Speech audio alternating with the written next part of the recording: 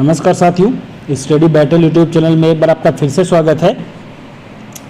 आज हम भूगोल से रिलेटेड काफ़ी इंपॉर्टेंट वीडियो डिस्कस करेंगे, जो कि आपका जो भारतीय नदियां हैं, इंपॉर्टेंट जो प्रमुख नदियां हैं जिससे जनरली क्वेश्चन आता है आपको एग्जाम में, उसके बारे में बात करेंगे। ये वीडियो जो है आप कोई भी जनरल एग्जाम देते हो जिसमें जनरल सामान्य ज्ञान आता है या जीएस आती है, जहाँ पे भूगोल का टॉपिक होता है, तो उन हर एग्ज़ाम के लिए आप यूपीएससी का एग्ज़ाम देते हो, यूपीपीएससी का एग्ज़ाम दे रहे हो, या और भी जो अदर स्टेट्स के एग्ज़ाम होते हैं, या जैसे हम यूपी की बात करें तो यूपीपीएससी के एग्ज़ाम होते हैं, या आप TET, C TET, super TET, आप 10+2 ओके, आरओ या और भी जो एग्ज़ाम्स होते हैं इंडिया लेवल के, उसमें भी आप इस तरह से क्वेश्चन पूछे जाते हैं आपसे। जनरली जहाँ पे भी भूगोल है वहाँ पे इस तरह के क्वेश्चन आपसे पूछे जाते हैं। और नदियों से खासकर आपसे क्वेश्चन पूछे जाते हैं। कभी किसी नदी की लंबाई पूछ ली जाती है, कभी जो है किसी नदी का उद्गम, वो किस स्टेट्स किन राज्यों से होकर, स्टेट से होकर के बहती है, उसके बारे में क्वेश्चन आपसे जनरली पूछ लिए जाते हैं। इस वीडियो में आज हम यही डिस्कस करेंगे। देखिए, सबसे पहले जो है यहाँ पे गंगा नदी के बारे में हम डिस्कस करेंगे कि गंगा नदी कहाँ से निकलती है, ओरिजिन उसकी कहाँ पे है। देखिए, गंगा नदी का जो उद्गम है वो आपका गंगोत्री ग्लेशियर से है। ओके, इसकी लंबाई कितनी है? भारत की सबसे लंबी नदी है, आपको पता है 2525। आपको इतना डेटा नहीं याद रखना है, बस ये याद रखना है कि सबसे लंबी नदी है। ओके, भारत में कुल लंबाई और कुल लंबाई मीन्स कुछ नदियां इसमें ऐसी भी हैं जो भारत के अलावा और भी देशों में, जैसे सिंधु हो गई तो वो आपकी तिब्बत से निकल करके पाकिस्तान में भी बहती है, भारत में भी बहती है। इसलिए यहाँ पे भारत में कुल लंबाई जो है गंगा चूंकि केवल भारत में ही बहती, तो इसी वजह से दोनों आपके डेटा यहाँ पे सेम हो जाएंगे। इसी तरह गोदावरी है, गंगा के बाद भारत की सबसे लंबी नदी है, इसी को हम बूढ़ी गंगा भी कहते हैं। ओके, जो गोदावरी कहाँ से निकलती है? ये त्र्यंबकेश्वर महाराष्ट्र से निकलती है। ओके, देखिए, अच्छा एक चीज़ आपको बहुत इंटरेस्टिंग फैक्ट है आपके लिए, आप हो सकता है इससे अवेयर भी हो कि जो भी हम रिवर से डिस्कस करेंगे अभी साउथ दक्षिण भारत की, वो चाहे कृष्णा नदी हो, चाहे वो गोदावरी नदी हो, चाहे वो कावेरी नदी हो, इन सबका उद्गम जो है वो पश्चिमी घाट से है। पश्चिमी घाट में कहाँ पे? जैसे त्र्यंबकेश्वर महाराष्ट्र जो आपका पश्चिमी घाट पे है, मीन्स पश्चिम भारत में है। और गोदावरी नदी ये डेल्टा कहाँ पे बनाती है, मीन्स ये ड्रेन कहाँ पे होती है, इसका पानी कहाँ गिरता है? वो आपका बंगाल की खाड़ी में गिरता है, बे ऑफ बंगाल में। इसी तरह कावेरी हो गई, कृष्णा हो गई, ओके, और भी जो नदियां हैं, महानदी हो गई। तो महानदी जो कि पूरब की है, लेकिन कृष्णा, कावेरी और गोदावरी ये पश्चिमी भारत से निकलती हैं, मीन्स पश्चिम भारत का जो पार्ट है या पश्चिमी घाट है वहाँ से निकलती हैं, लेकिन इसका जो पानी है वो ड्रेन होता है, वो बे ऑफ बंगाल में ड्रेन होता है। तो ये आपको ध्यान रखना है। ओके, गोदावरी जो है त्र्यंबकेश्वर महाराष्ट्र, त्र्यंबकेश्वर जगह महाराष्ट्र में, वहाँ से निकलती है। कुल लंबाई इसकी 1465 है। मैंने पहले भी बताया, डेटा आपको नहीं याद रखना है। कभी कभी किन्हीं एग्जाम्स में जब बहुत ज़्यादा फैक्चुअल पूछना होता है तो पूछ भी लेते हैं, लेकिन आप किनका याद करेंगे? ज़्यादातर आप बहुत याद करना है तो आप 4-5 नदियों का याद कर लीजिए, जैसे गंगा, यमुना, गोदावरी, कृष्णा, नर्मदा, ताप्ती। ये 5-6 नदियाँ हैं जो अगर पूछेगा भी लंबाई से तो इन्हीं से क्वेश्चन पूछा जाता है। ओके, यमुना जो है यमुनोत्री से निकलती है, कुल लंबाई 1376 किलोमीटर है। नर्मदा नदी कहाँ से निकलती है? नर्मदा नदी जो है वो मध्य प्रदेश में एक जगह है अमरकंटक, अमरकंटक की पहाड़ियों में से ये नर्मदा नदी निकलती है। और ऐसा स्रोतों से प्राप्त जानकारी, मतलब लिटरेचर में भी ऐसा लिखा हुआ है कि यह भारत की सबसे पुरानी नदी है। नर्मदा जो है one of the oldest reverse of India है। ओके, कुल लंबाई इसकी 1312 किलोमीटर है। सबसे इंपॉर्टेंट फैक्ट अभी आगे आएगा, अभी मैं बताऊँ यहाँ पे, नर्मदा और ताप्ती 2 ऐसी नदियाँ हैं जो भ्रंश घाटियों के बीच से बहती हैं।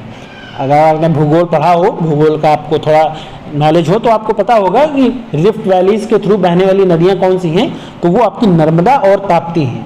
ओके, और इम्पॉर्टेंट फैक्ट ये भी है कि ये ऐसी 2 महत्वपूर्ण नदियाँ हैं जो बंगाल की खाड़ी में अपना पानी न गिराकर ये अरब सागर में अपना पानी जो है वो गिराती हैं। तो ये भी आपको ध्यान रखना है। कभी कभी ये कई बार क्वेश्चन आया हुआ है कि कौन सी नदी, 4 नदियों का ऑप्शन आपको दे देगा, निम्न में से कौन सी नदी बंगाल की खाड़ी में अपना पानी नहीं गिराती है या अपना मुहाना नहीं बनाती है, या किस नदी का अंत बंगाल की खाड़ी में नहीं होता है। नर्मदा, ताप्ती ये प्रमुख बड़ी नदियां हैं जो बंगाल की खाड़ी में अपना पानी न गिरा करके अरब सागर में गिराती हैं। ओके, नर्मदा ताप्ती के अलावा और भी नदियां हैं, जैसे लूनी नदी है, और भी नदियां हैं, मैं बताऊंगा आगे आपको, लेकिन ये प्रमुख नदियां हैं, बड़ी नदियां हैं जो बंगाल की खाड़ी में न जाकर के अरब सागर में जाती हैं। कृष्णा नदी देखिए महाराष्ट्र के समीप एक महाबलेश्वर है, महाबलेश्वर के पास से ये निकलती है। देखिए महाराष्ट्र में दो नदियां होगी, गोदावरी, देखिए गोदावरी जो है त्र्यंबकेश्वर महाराष्ट्र से निकलती है, कृष्णा नदी आपकी महाराष्ट्र के पास महाबलेश्वर। तो ओके, आपको ये ध्यान रखना, उद्गम जरूर ध्यान रखना है कि यहाँ से उद्गम को ही हम ओरिजिन कहते हैं। अगर आप कंफ्यूजन हो किसी तरह का, तो उद्गम को हम ओरिजिन कहते हैं कि वो नदी जो है वो निकल कहाँ से रही है। ओके, सो आपको ध्यान रखना है, कभी कभी उद्गम स्थान आपसे पूछ लेता है एग्जाम में, तो आपको ध्यान रखना है। बड़ी नदियों का तो आप याद रखिए, तो गोदावरी और कृष्णा दोनों महाराष्ट्र से निकलती हैं, और ज़्यादा स्पेसिफिक करेगा तो आपको महाराष्ट्र में गोदावरी जो है त्र्यंबकेश्वर से निकलती है और कृष्णा जो है वो महाराष्ट्र में महाबलेश्वर से निकलती है। ओके, आगे देखते हैं और कौन सी नदियां हैं इसमें। देखिए फिर आ गई आपकी हिमालयी नदियां, यहाँ पे सिंधु नदी देखिए भारत की ऐसी नदी जो और भी देशों में बह रही है। अभी तक हमने इससे पहले जो डिस्कस किया वो देखिए भारत में जो लंबाई है उनकी, वही उनकी कुल लंबाई है। इसका मतलब ये हुआ कि वो केवल भारत में बह रही है। ओके, लेकिन आगे जो हम डिस्कस करेंगे, आगे देखिए अभी जैसे सिंधु नदी आएगी, तो सिंधु नदी की लंबाई जो है भारत में उसकी लंबाई 1114 या 1114 किलोमीटर है, लेकिन कुल लंबाई उसकी 3180 किलोमीटर है। इसका मतलब कि वो निकलती कहीं और से है और देशों में भी बह रही है, लेकिन भारत में भी चूंकि बह रही है, तो भारत में उसकी जो लंबाई है वो 1114 किलोमीटर है और कुल लंबाई उसकी जो है 3180 किलोमीटर है। ओके, तो दोनों में डिफरेंशिएट आपको करना जरूरी है। ओके, इसीलिए आप कंफ्यूज मत होइएगा। अगर ये पूछता है कि भारत की सबसे लंबी नदी कौन सी है, तो देखिए क्योंकि यहाँ भारत की सबसे लंबी नदी तो आपकी गंगा हो जाएगी। ओके, लेकिन सबसे लंबी नदी पूछेगा, मतलब तंत्र में अगर पूछेगा तो तंत्र में सबसे लंबी नदी जो है आपकी 3180 सिंधु नदी हो जाएगी। ओके, ब्रह्मपुत्र नदी सिंधु नदी का उद्गम कहाँ से है, अभी हमने ऊपर बताया था आपको, कैलाश रेंज है। ओके, कैलाश मानसरोवर जिसको हम कहते हैं वो तिब्बत में है आपका, तिब्बत में इसकी ओरिजिन होती है। फिर ये तिब्बत से होते हुए जम्मू कश्मीर में, जम्मू कश्मीर के पास से और आपका पंजाब से होते हुए सतलज, रावी, चेनाब, ये सब नदियाँ उसमें मतलब मिल जाती हैं, ट्रिब्यूटरीज हो जाती हैं, और फिर ये पाकिस्तान में प्रवेश करके अंततः ये अरब सागर में जाके मिल जाती है। ओके, सो कई देशों में फैली है, लेकिन भारत में इसकी कुल लंबाई 1114 किलोमीटर है। ब्रह्मपुत्रा नदी इसी तरह, ब्रह्मपुत्रा नदी जो है एक एंगसी ग्लेशियर है तिब्बत में, इस ग्लेशियर का नाम आपको ध्यान रखना पड़ेगा। ओके, एंगसी ग्लेशियर जो कि तिब्बत में है, वहाँ से इसकी ओरिजिन होती है और इसकी लंबाई 916 किलोमीटर भारत में, लेकिन कुल लंबाई 2900 किलोमीटर है। ओके, अगर आप कुल लंबाई देखिए तो ये गंगा के बाद मतलब कुल लंबाई के हिसाब से अगर हम देखेंगे तो 2900 किलोमीटर गंगा से बड़ी नदी है। ओके, लेकिन भारत में इसका केवल 916 किलोमीटर ही प्रवाहित होती है। और ब्रह्मपुत्रा नदी जनरली आपका अरुणाचल प्रदेश और असम से होते हुए बहती हुई आपकी बांग्लादेश में इंटर करके बंगाल की खाड़ी में गिर जाती है। महानदी का उद्गम कहाँ पे है, महानदी जो है देखिए दक्षिण पूर्वी छत्तीसगढ़ की पहाड़ियों से इसका उद्गम होता है। महानदी का दक्षिण पूर्वी छत्तीसगढ़, तो महानदी जो नदी है उसका उद्गम जो है वो छत्तीसगढ़ में है, छत्तीसगढ़ में पहाड़ियों से होता है। कुल लंबाई 890 किलोमीटर। अब चूंकि भारत में ही उद्गम होकर के भारत में ही बह जाती है, तो इसीलिए उसकी कुल लंबाई और भारत में लंबाई सेम है, 890 किलोमीटर। कावेरी नदी का उद्गम कहाँ से होता है, देखिए एक ताल कवेरी जगह है कर्नाटक में, वहाँ से होता है इसका उद्गम। तो देखिए कावेरी हो गई, गोदावरी हो गई, कृष्णा हो गई, ये हैं तो सब पश्चिमी घाट की नदियाँ, मीन्स इसका ओरिजिन तो पश्चिमी घाट से है, लेकिन ये बहती पूरब की तरफ हैं और अंततः बंगाल की खाड़ी में अपना पानी गिराती हैं।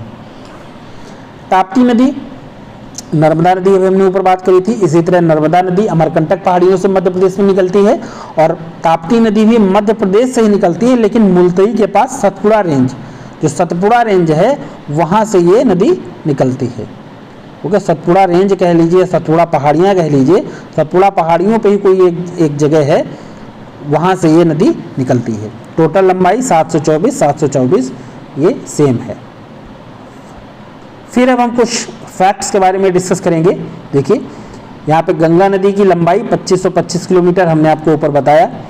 भारत में गंगा के नाम से जाने वाली नदी उत्तराखंड के गंगोत्री ग्लेशियर से निकलती है और बंगाल की खाड़ी से मिल जाती है। गंगा भारत के 1/4 इलाके में बहती है। ओके, बहुत इंपॉर्टेंट फैक्ट है आपके लिए जानना। भारत के 1/4 मीन्स 1/4 भाग पे गंगा बहती है। 1/4 भाग पे गंगा नदी ही बहती है, ये आपको ध्यान रखना है। देखिए गंगोत्री ग्लेशियर से निकल करके बंगाल की खाड़ी में गिरती है और गंगा भारत के 1/4 इलाके में बहती है। इसका बेसिन लाखों लोगों के लिए जीने का सहारा है। ओके, सबसे लंबी नदी हमने बता दिया और दुनिया की तीसरी सबसे बड़ी नदी है, तो ये भी आपको ध्यान रखना है। यहाँ पे फैक्ट, यहाँ पे इसमें जल निकाय के अंतर्गत आने वाले राज्य, देखिए ये इस तरह से कभी कभी पूछ लिया जाता है।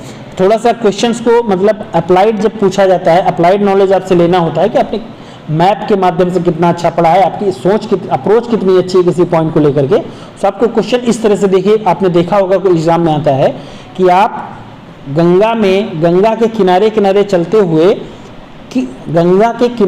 चलते हुए उद्गम से लेकर के और उसके ड्रेन तक मीन्स पानी जहाँ गिरता है, इस रास्ते पर किन किन राज्यों से गुजरेगी, या ऐसे डायरेक्ट क्वेश्चन पूछ लिया जाता है कि गंगा किन किन राज्यों से होकर के गुजरती है। तो देखिए आप मैप के थ्रू कर लीजिए, मैप में आप अच्छे से अगर करोगे, पहचान लोगे तो आप कर लोगे। उत्तराखंड से उसकी ओरिजिन होती है, उत्तराखंड के बाद उत्तर प्रदेश में इंटर करती है, उत्तर प्रदेश के बाद बिहार, बिहार के बाद पश्चिम बंगाल। ओके, तो कितने स्टेट हो गए? 1 2 3 4। सो गंगा जो है टोटल 4 राज्यों से होकर के गुजरती है, प्लस एक देश बांग्लादेश से गुजरती है। ओके, तो ये यहाँ पे आपको ध्यान रखना है इतना गंगा के बारे में। फिर देखते हैं गोदावरी नदी की बात करते हैं। गोदावरी नदी के गंगा के बाद गोदावरी भारत की सबसे लंबी दूसरी नदी, हमने आपको बता दिया। इसको दक्षिण गंगा के नाम से जाना जाता है। सॉरी, ऊपर हमने बूढ़ी गंगा बताया था, लेकिन इसको हम दक्षिण की गंगा के नाम से जानते हैं। ओके, क्योंकि दक्षिण भारत की सबसे लंबी नदी है, इसीलिए इसको दक्षिण गंगा कहा जाता है। और ये महाराष्ट्र के त्र्यंबकेश्वर नासिक में एक जगह है, वहां से ये नदी निकलती है और छत्तीसगढ़, तेलंगाना और आंध्र प्रदेश से गुजरकर बंगाल की खाड़ी में बह जाती है। 1450 किलोमीटर से अधिक लंबाई को कवर करती है। ओके, सो महाराष्ट्र के त्र्यंबकेश्वर नासिक से निकलती है और बंगाल की खाड़ी में जाकर के एंटर करती है। और कौन कौन से यहाँ राज्यों से गुजर रही है?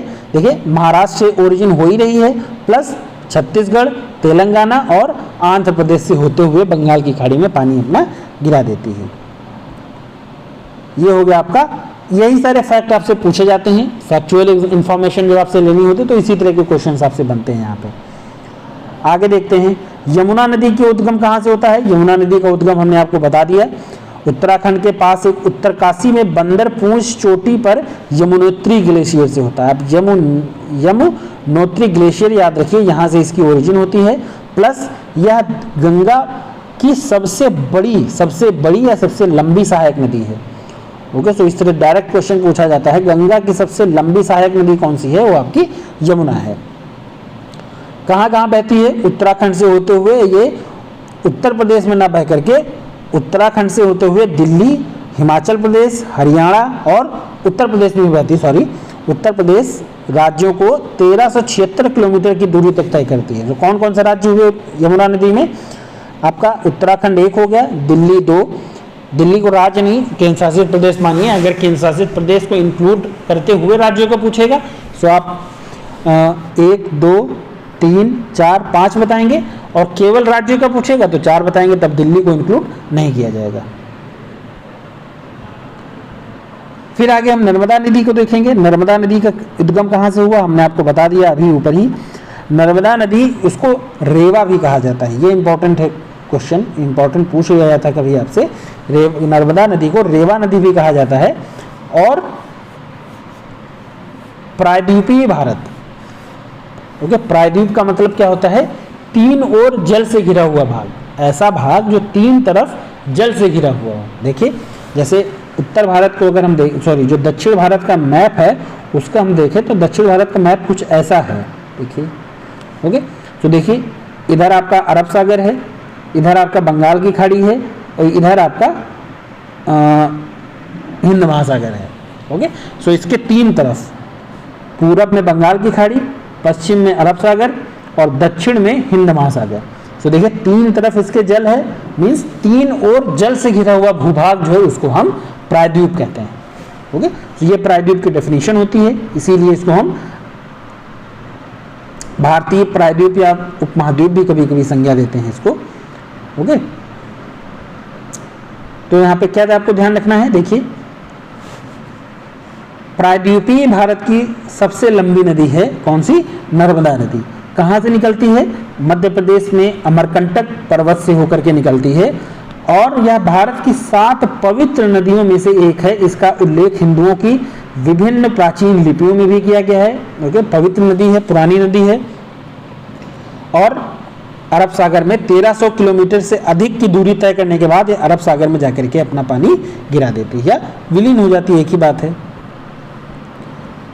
कृष्णा नदी की बात करें, कृष्णा नदी का ओरिजिन कहाँ से होता है? कृष्णा नदी को ही हम कृष्णा वन भी कहते हैं। ये भी आपको कभी कभी नाम बदल के भी पूछ लिया जाता है, जैसे अभी हमने आपको बताया रेवा जो है, हम नर्मदा नदी को रेवा भी कहते हैं, सो आप रेवा न कह नर्मदा न कह करके रेवा कह दे।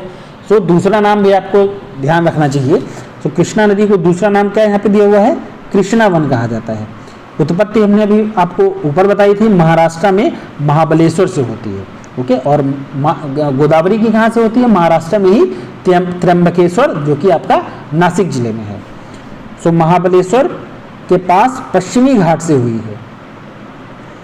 यह भारत में सबसे महत्वपूर्ण प्रायद्वीपीय नदियों में से है, जो महाराष्ट्र, देखिए कृष्णा नदी त्र्यंबकेश्वर से निकलकर महाबलेश्वर से निकलकर महाराष्ट्र में, कर्नाटक में, तेलंगाना में राज्यों से होकर गुजरती है और अंत में आंध्र प्रदेश में बंगाल की खाड़ी से मिल जाती है।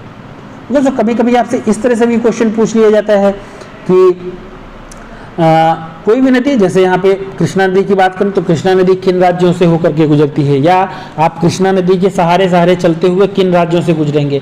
मतलब इस तरह से प्रैक्टिकल एस्पेक्ट के क्वेश्चन, केवल आपका समझ चेक करने के लिए कि आपने कितने ढंग से मैप के थ्रू कितने अच्छे से समझ है आपकी, वही चेक करने के लिए क्वेश्चन आपसे पूछ लिया जाता है। सिंधु नदी हमने ऊपर बता दिया आपको, सिंधु नदी जो है सबसे लंबी नदी है, सबसे लंबी नदी तंत्र है, लेकिन भारत में इसकी लंबाई जो है वो 1114 किलोमीटर है। ओके, ओरिजिन कहाँ से होती है? मानसरोवर झील है आपकी, तिब्बत में मानसरोवर झील से होती है। और कहाँ बहती है ये? लद्दाख, गिलगित और बाल्टिस्तान तक जाती है। भारत और पाकिस्तान के बीच सिंधु जल संधि भारत को सिंधु नदी द्वारा किए गए कुल पानी का 20% उपयोग करने की अनुमति देता है। अच्छा, ये यहाँ पे देखिए इंडस ट्रीटी के नाम से, इंडस वाटर ट्रीटी के नाम से एक समझौता हुआ था। सो इस समझौते में क्या कहा गया, ये क्वेश्चन भी पूछ लिया जाता है, कभी एक दो बार पूछा गया है कि भारत और पाकिस्तान के बीच सिंधु जल संधि, ओके, सिंधु जल संधि किससे रिलेटेड है? भारत और पाकिस्तान के मध्य पानी के बंटवारे, सिंधु नदी के पानी के बंटवारे को लेकर के है। सो इसमें यह प्रावधान हुआ कि भारत को सिंधु नदी द्वारा किए गए कुल पानी का 20% उपयोग करने की अनुमति देता है। तो सिंधु नदी का केवल 20% ही भारत उपयोग करता है, 80% जो है वो आपका पाकिस्तान करता है। ओके, सो भारत को सिंधु नदी द्वारा किए गए कुल 20% का, कुल पानी का 20% उपयोग करने की अनुमति देता है, यही इसमें लिखा हुआ है। ओके, और सबसे इंपॉर्टेंट क्वेश्चन जो पूछा जाता है आपसे, सिंधु नदी की प्रमुख सहायक नदियों से क्वेश्चन बहुत आते हैं। देखिए कौन कौन सी नदियां हैं इसमें? एक तो काबुल नदी है, झेलम है, चिनाब है, रावी है, ब्यास है, सतलज है। ये कुछ महत्वपूर्ण सहायक नदियां हैं। देखिए झेलम, चिनाब, रावी, ब्यास, सतलज, ये सारी नदियां आपकी भारत में ही मिलती हैं। देखिए भारत में मीन्स एंटर भारत में करती, चूँकि देखिए अगर हम जो इधर का मैप है इंडिया का, उसको अगर हम देखें जम्मू कश्मीर का भाग, तो यहाँ कहीं से निकलती है तो वो होते हुए यहाँ से पानी होता हुआ आपका, तो ये भी जो सहायक नदियाँ हैं ये सब भारत में ही ओरिजिन होंगी। ओके, सो भारत में ही बह करके कुछ नदियाँ इसमें ऐसी हैं जो भारत में ही ओरिजिन होकर के भारत में ही विलीन हो जाती हैं। मेन जो आपकी सिंधु नदी है उसमें। लेकिन कुछ ऐसी सहायक नदियां हैं जो भारत में ओरिजिन होती हैं लेकिन वो आपकी पाकिस्तान में भी निकल जाती हैं, जैसे झेलम है, ओके। इसी तरह चिनाब है, ये पाकिस्तान में भी इंटर कर जाती हैं, ओके। सिंधु नदी की कुल लंबाई 3180 किलोमीटर है, हालांकि भारत के भीतर इसकी दूरी केवल 1114 किलोमीटर है। यही हमने आपको बताया, डिफ्रेंशिएट करना आपको जरूरी है, ओके। आप क्वेश्चन अगर आता है तो आप पढ़िएगा जरूर कि कुल लंबाई पूछ रहा है या भारत में बहने वाली जो सिंधु नदी है उसकी लंबाई पूछ रहा है। ब्रह्मपुत्र नदी, इसकी ओरिजिन कहाँ होती है? तिब्बत में हिमालय के एंगसी ग्लेशियर से हुई है। आपको ग्लेशियर का नाम ध्यान रखना है, पूछ लिया जाता है क्वेश्चन में, एंगसी ग्लेशियर से। और तिब्बत में इसका नाम जो है वो यारलुंग, ओके, यारलुंग सांगपो नदी के नाम से जाना जाता है। इसको सांगपो नदी के नाम से, यारलुंग सांगपो नदी के नाम से जाना जाता है। कहाँ पे? तिब्बत में। अरुणाचल प्रदेश के रास्ते भारत में प्रवेश करती है, इंपॉर्टेंट है, ओके। पूछा जाता है आपसे क्वेश्चन कि ब्रह्मपुत्रा नदी भारत में किस राज्य में प्रवेश करती है? जो अरुणाचल प्रदेश के रास्ते भारत में प्रवेश करती है। यह तब असम से होकर गुजरती है और अंत में बांग्लादेश में प्रवेश करती है। जो डेल्टा, ब्रह्मपुत्रा डेल्टा है, ये 130 मिलियन लोगों का निवास है। नदी के द्वीपों पर रहने वाले लगभग 6 लाख लोगों का निवास है और इस नदी को असम की जीवन रेखा कहा जाता है। तो इस तरह से भी क्वेश्चन आपसे पूछा गया है कई बार कि असम की लाइफलाइन किस नदी को कहा जाता है? तो ब्रह्मपुत्रा नदी को असम की जीवन रेखा कहा जाता है। क्यों? क्योंकि असम का जो पानी का जो जरूरत है, जो आवश्यकता है, वो ब्रह्मपुत्रा नदी से ही पूरी होती है, तो इसीलिए इसको असम की लाइफलाइन कहा जाता है। आगे देखते हैं, महानदी है। महानदी का उद्गम कहाँ से होता है? छत्तीसगढ़ से निकट, छत्तीसगढ़ के सिहावा पहाड़ी से निकलती है और उड़ीसा राज्य से होकर के बहती है। छत्तीसगढ़ से उद्गम, फिर उड़ीसा राज्य में फैल करके अंत में बंगाल की खाड़ी में विलीन हो जाती है। अच्छा, एक इंपॉर्टेंट फैक्ट है यहाँ पे महानदी के बारे में। तो महानदी जो नदी है वो भारतीय उपमहाद्वीप की किसी भी अन्य नदी की तुलना में अधिक गाद जमा करती है। गाद का मतलब क्या होता है? सिल्ट, जिसको हम कहते हैं, ओके। सिल्ट जो है आपने देखा होगा नदियों में, नदी का पानी जब आपने देखा होगा तो चूंकि महीन होती, गाद का जो डायमीटर है वो बहुत कम होता है, ओके। मिलीमीटर में भी बहुत कम मिलीमीटर में होता है, तो ये हल्का होने के कारण जमीन पे बैठ जाता है, तो उसको हम गाद कहते हैं। सो अन्य नदियों की अपेक्षा महानदी नदी जो है वो भारतीय महाद्वीप में बहुत ज़्यादा मात्रा में गाद का जमाव करती है, ओके। और एक और बहुत इंपॉर्टेंट फैक्ट है यहाँ पे, दुनिया का सबसे बड़ा मिट्टी का बांध जो है, जिसको हम अर्थ डैम कहते हैं, अर्धन डैम कहते हैं, हीराकुंड बांध, वो भी उड़ीसा में संबलपुर शहर के पास महानदी नदी पर ही बना हुआ है। हीराकुंड बांध के बारे में आपने पढ़ा होगा, दुनिया का सबसे बड़ा मिट्टी का बांध है, अर्थन डैम है, ओके।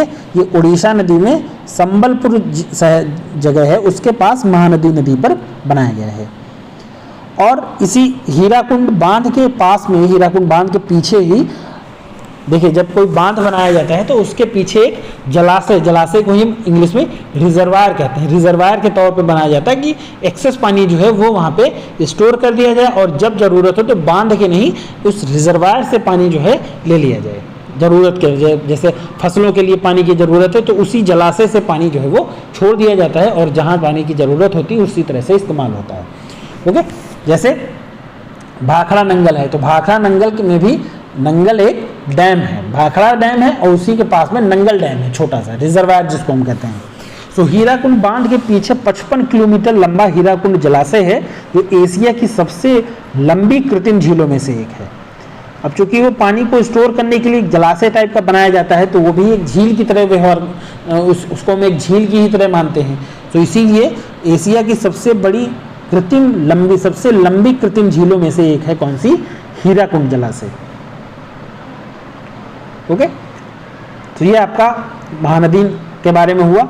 कावेरी नदी के बारे में अगर हम बात करें तो तमिलनाडु की सबसे बड़ी नदी है, ओके। कहाँ से निकलती है? कर्नाटक के कोडागु जिले के ताल कावेरी में पश्चिमी घाट से निकलती है। कर्नाटक के ताल कावेरी में पश्चिमी घाट से जो तलहटी है, ओके, वहां से निकलती है। कौन कौन से राज्यों से बहेगी? सो कर्नाटक, तमिलनाडु राज्यों के माध्यम से दक्षिण पूर्वी दिशा में बहती है और बंगाल की खाड़ी में तमिलनाडु में मिल जाती है।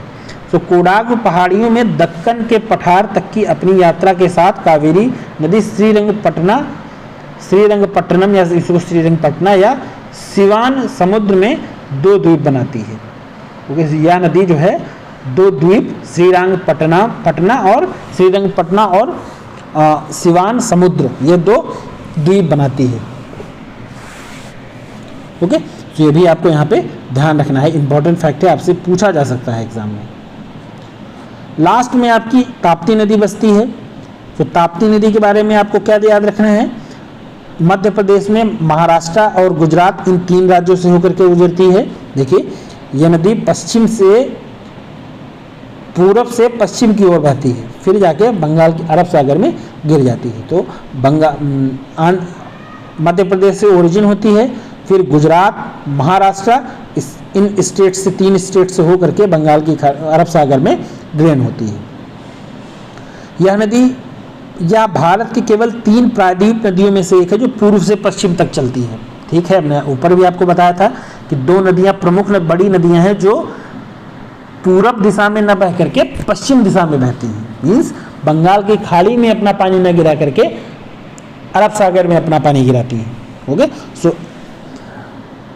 ताप्ती नदी मेलघाट के जंगल में वन्य जीवों का एक पोषण करती है और समर्थन करती है, जो अपने समृद्ध वनस्पतियों और जीवों के लिए प्रसिद्ध है। सो उनके लिए जो जल का स्रोत है वो आपका ताप्ती नदी ही इन पशुओं के लिए, जंगली जानवर जो है, वन्य जीव जो हैं, उनके लिए पानी का स्रोत है। ओके, सो ये कुछ डिस्कशन हुआ प्रमुख नदियों के बारे में। अब आपको, अगर आपने प्रीवियस ईयर क्वेश्चन पेपर देखे हों, सॉल्व किए हों कई सारे एग्जाम्स में, तो आपने देखा होगा कि क्वेश्चन इसी तरह से जनरली पूछ लिए जाते हैं। फोकस कहाँ आपको रखना है कि कौन कौन से जगहों से निकलती हैं जो बड़ी नदियाँ हैं, उनका उद्गम कहाँ से होता है, किन किन राज्यों से होकर के गुजरती हैं। दूसरा आपको याद रखना है उसका ड्रेन कहाँ पे होता है, मीन्स उसका पानी या अपना मुहाना कहाँ पे बनाती है। ओके, या उसी को हम कह सकते हैं डेल्टा कहाँ पे बनाती है। और चौथा आपको ध्यान रखना है, नर्मदा और ताप्ती 2 नदियां ऐसी हैं, बड़ी नदियां के बारे में बात कर रहा हूँ, 2 ऐसी बड़ी नदियां हैं जो पूरब से पश्चिम की तरफ बहती हैं। ओके, पूरब दिशा से पश्चिम से पूर्व बाकी नदियां बहती, लेकिन नर्मदा ताप्ती पूरब से पश्चिम की तरफ बह करके मध्य प्रदेश, गुजरात और महाराष्ट्र से होकर के बहती हुई अरब सागर में जाकर के विलीन हो जाती हैं। तो ये कुछ फैक्ट हैं, इसी तरह के क्वेश्चंस आपके एग्जाम में आते हैं। अब आप कोई भी एग्जाम देखिएगा, कॉम्पिटिटिव एग्जाम जहाँ पे नदियों के बारे में क्वेश्चन हो, तो आप देखेंगे इसी तरह के क्वेश्चन आपसे पूछ लिए जाते हैं। ओके, तो आप इस वीडियो में अगर आपको कहीं पे कुछ दिक्कत हो तो आप कमेंट करिएगा, मैं उसको फिर रिपीट कर दूंगा। और अगर आपने चैनल को सब्सक्राइब नहीं किया है तो चैनल को आप सब्सक्राइब करिए और बेल आइकन को जरूर प्रेस करिए, क्योंकि नया नोटिफिकेशन या नया कोई वीडियो है तो तुरंत आपको नोटिफिकेशन मिल जाए। ओके, धन्यवाद।